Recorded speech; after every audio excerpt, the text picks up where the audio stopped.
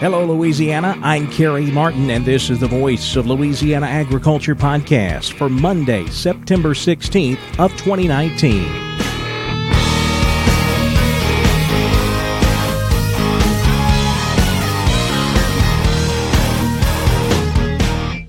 Welcome to the Voice of Louisiana Agriculture podcast, a look at the latest news in Louisiana agriculture. Now, here's the host of the Voice of Louisiana Agriculture podcast, Kerry Martin.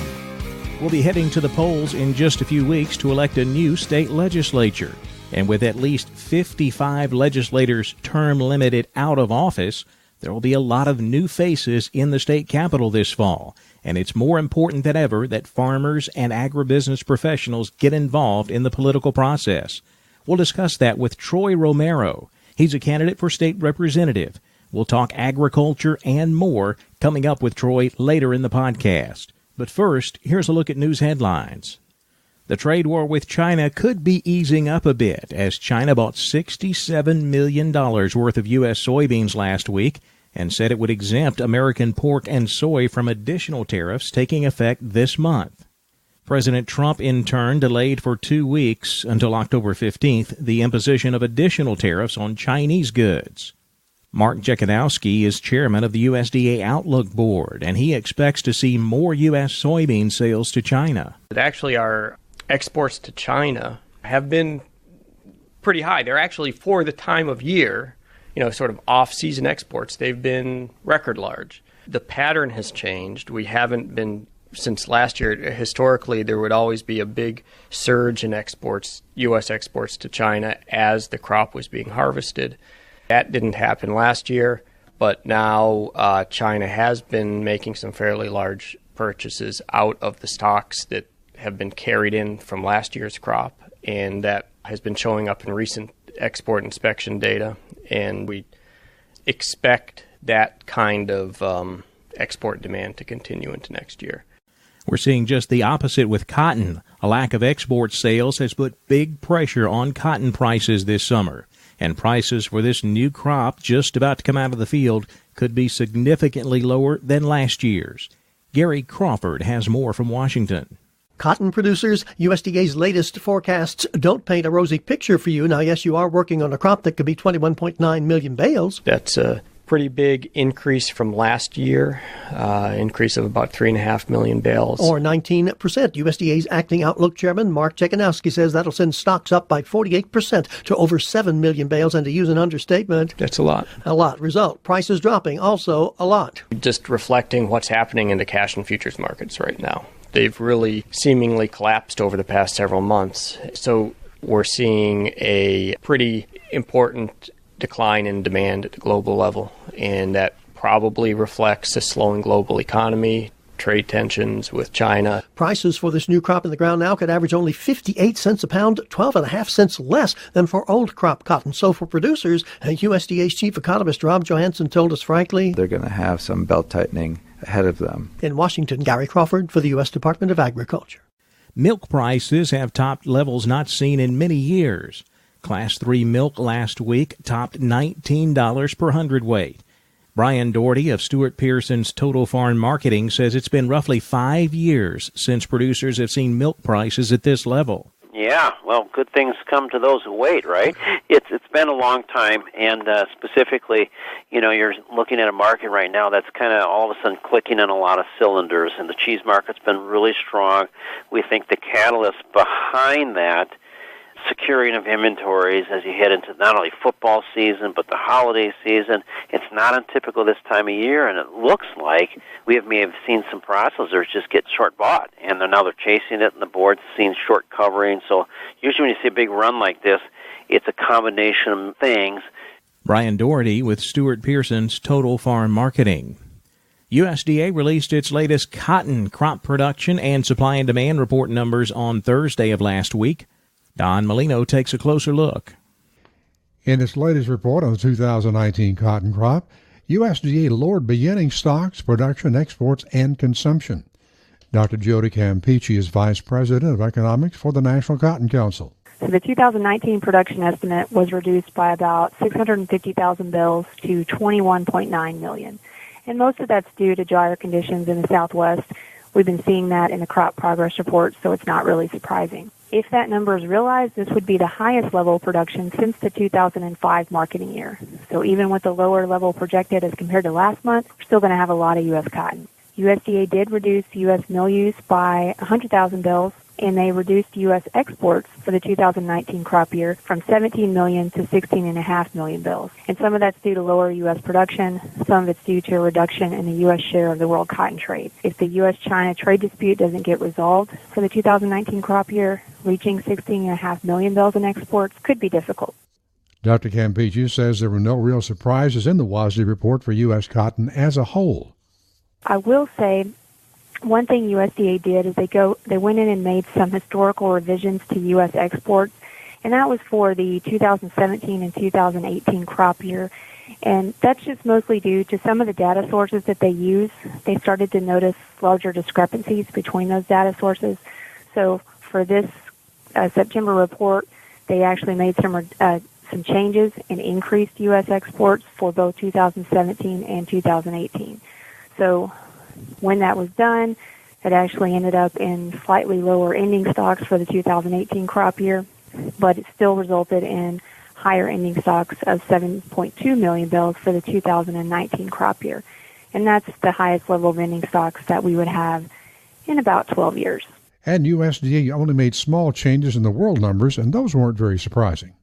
USDA lowered world production by about 700,000 bales. A lot of that was due to the U.S. Some of that was in Australia as well, and that was just offset by some increases in India. One thing that really doesn't help the balance sheet was that USDA lowered the 2019 world consumption number by 1.3 million bales. And most of those reductions were in China, India, and Brazil. So with production being greater than consumption, we end up with a higher level of ending stock for the world in 2019. But it's important to note, as we look at the estimates as compared to last month, India actually accounts for almost all of that increase in stocks. That was about a 2 million bale increase, and that's due to India's minimum support price and the fact that they have it in place. Indian cotton is just currently not competitive in the world market. So that's one positive for U.S. cotton because India is a big cotton exporter. So if they're out of the market, that gives more opportunity for U.S. to export. In its latest Louisiana crop production report from USDA, upland cotton production is now forecast at 550,000 bales, unchanged from the August 1st forecast, but 130,000 bales above last year. Yield in Louisiana now expected to average 978 pounds per harvested acre, unchanged from last month, but down 89 pounds from 2018. Producers in Louisiana expect to harvest 270,000 acres, up 81,000 from 2018. I'm Don Molino on the Voice of Louisiana Agriculture podcast. Money is now in place to pay farmers affected by the insolvency of Lakeland Cotton and Grain in Winsboro. Louisiana Commissioner of Agriculture and Forestry, Mike Strain. We were able to move approximately $5.63 million and $450,000 from the self-insurance fund that is now immediately available. And also today we had a meeting of the Louisiana Agriculture Finance Authority that extended an open line of credit should the Cotton and Grain Indemnity Fund become insufficient. So a line of credit was established there with a cap of approximately $4.4 million. Strain says he will begin making payments to farmers this week. We have the funds. We will begin making payments on Friday. I repeat, we will begin making payments to the farmers with Lakeland Cotton and Grain on Friday. That is a look at some of the latest news headlines in Louisiana agriculture. Remember, you can always check our website, voiceoflouisianaagriculture.com. We update that every weekday with all the latest news and happenings in Louisiana agriculture. While you're there, be sure to subscribe to our daily e-newsletter. It's called The Daily Voice. Just click the button in the middle of the home page on the website, fill out your name, email address, and we'll send the Daily Voice right to your inbox every weekday morning at 5 a.m. Now let's look at the markets on the Voice of Louisiana Agriculture podcast. We saw a higher close today for soybeans, corn, and wheat, while the rice market finished lower and the cotton market closed mixed. Arlen Suderman is a market analyst with FC Stone. You say, well, if the biofuels are getting some support for corn and soybeans, why aren't soybeans higher? And it's because we have a 1 billion bushel carryover of old crop stocks is the primary reason there. And the market's assuming that we have a good crop out there in the field based on USDA data that they have to this point. And so it's making it a little bit reluctant for them to get too bullish here, even on the Chinese purchases, when we're not seeing the shipments of those purchases nor the scope of the purchases that were first rumored. The first talk was 5 million metric tons of soybeans. We've seen chatter of 600,000 in confirmation of less than 500,000. Soybeans closed slightly higher. The November contract finally broke $9. It was up 1 1/4, closing at $9 even. January beans up 1 1/2, $9.13 3/4. A strong movement upward in the corn market. December corn up 5 1/4, $3.74. March corn up 4 1/4, $3.86. New crop July wheat up 5 1/2, $5.03 a bushel. Rough rice closed lower. November rice down 4, $12.21 1/2. January rice down 4 1/2, closing at $12.36 1/2. November sugar up 4 points, finishing the day at 25.55 cents. Now with a look at the cotton market, here's Don Molino. Cotton futures at New York showed slight gains in the front months on Monday, with nearby October down 3 points. CFTC data showed specs trimming their net short positions to 34,564 contracts by trimming 4,717 contracts in the week ending September 10th. The Cottler Index up on September 13th at 73.55 a pound. The weekly average world price, 52.28. That's effective through next Thursday. At New York Monday afternoon, cotton futures mostly slightly higher. October, as I said, down 3 at 61.60. New crop December cotton finished at 62.56, up 28, while March cotton finished today at 62.95, up 17. The spot market price for North and South Delta both finished at 60.59, down 4. I'm Don Molino on the Voice of Louisiana Agriculture podcast. In the cash-fed cattle market last week, the market moved higher as we progressed through the week. We ended with packers paying another $1 for cattle in just about all the regions. The price spread in the South ranged from a low early in the week of $97 all the way up to Friday sales at $100. In the North, sales reached $102 on Friday, but sold as low as $97 earlier in the week. Most dress sales last week remained at $159 to $160. That's $5 lower compared to the previous week. Cattle futures were lower. October live cattle down 7 at $98 even. October feeder cattle down 37, $134.20. November feeders down 85, $133.17. The fall election is just a few weeks away, and agriculture could lose a lot of clout in Baton Rouge. That's because at least 55 legislators are term limited. So it's more important than ever that farmers and agribusiness professionals get involved in the political process. We'll talk with Troy Romero, owner of Sports Turf Specialist in Lacassine. He's running for state representative. Troy Romero is next on the Voice of Louisiana Agriculture podcast.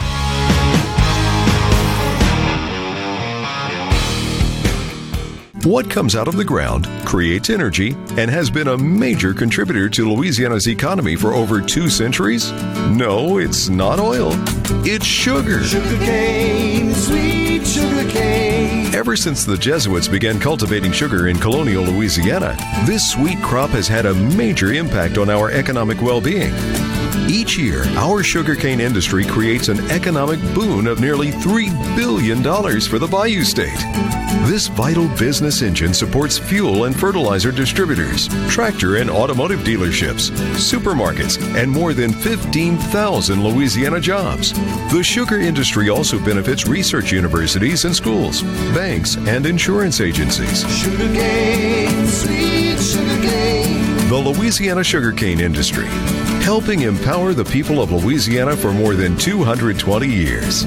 Louisiana Sugar, making life sweeter, naturally.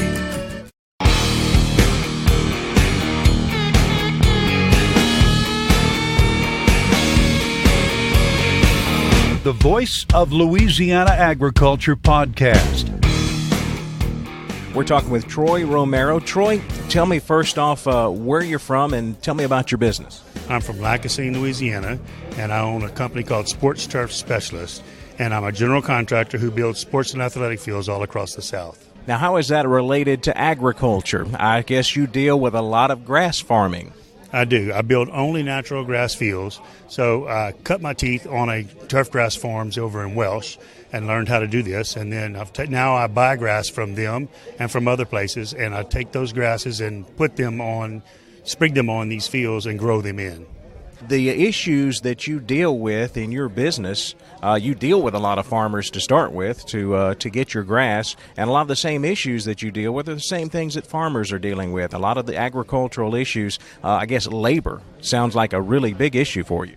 Labor's a major issue because my company is having to use H-2B workers because there are no workers that are available that will do the work that I need. The labor is difficult, and we're having trouble getting local labor to be able to help us. So I use the H-2B program, and the H-2B program right now is in a shambles. We can't get the federal government to understand that 66,000 visas is not enough nationwide.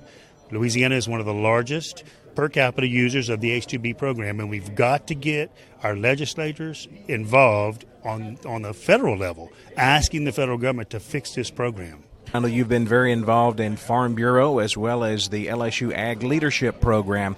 How important is it to you to be involved in organizations and programs like that? Ag Leadership has taught me, from going through the program and also being the president of the Alumni Association, that the connections statewide are much the same. So what the guys in the cotton industry or the row crop industry or the forestry industry or even the seafood industry, we have like problems, and we need to stand together as a group to solve those problems. And that's the reason why it's important that I run for this office at this time. Troy, you are running for state representative in your area. Why did you decide to do that? There's a number of different reasons, but one of the biggest reasons, when I looked at the turnover ratio that's going to happen this year, because of term limits, there's going to be a huge turnover in both the legislature as well as the Senate.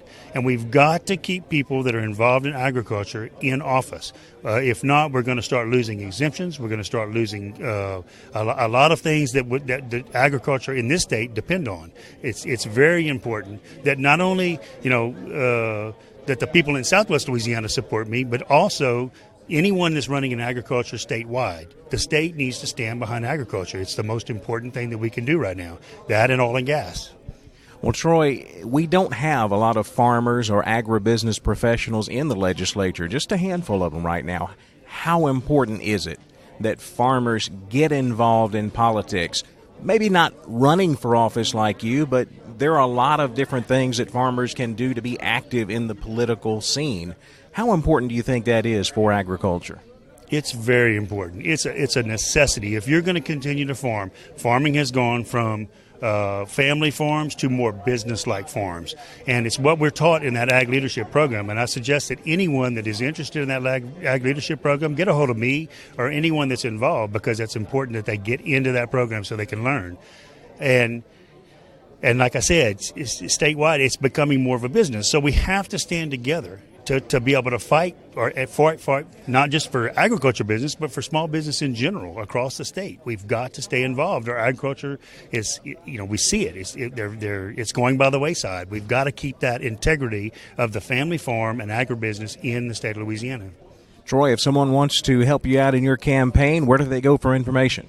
I have a website. I'm on Facebook, Troy Romero for state representative, and I'm running in District 37. They can contact me by cell phone if they would like to, and my name is out there. Just they can call Farm Bureau. Troy Romero, running for state representative here in Louisiana. Thanks a lot, Troy. Appreciate your time. Thank you, Kerry. I appreciate it. That wraps up our Monday edition of the Voice of Louisiana Agriculture podcast. We'll be back with you tomorrow, but in the meantime, connect with us on social media. We're on both Facebook and Twitter. The handle is @VoiceOfLAAg. We'll see you tomorrow right here on the Voice of Louisiana Agriculture podcast. Thanks for listening to the Voice of Louisiana Agriculture podcast. This podcast is produced by Kerry Martin and the Louisiana Farm Bureau Federation. For more information, be sure to check out our website, voiceoflouisianaagriculture.org and lafarmbureau.org.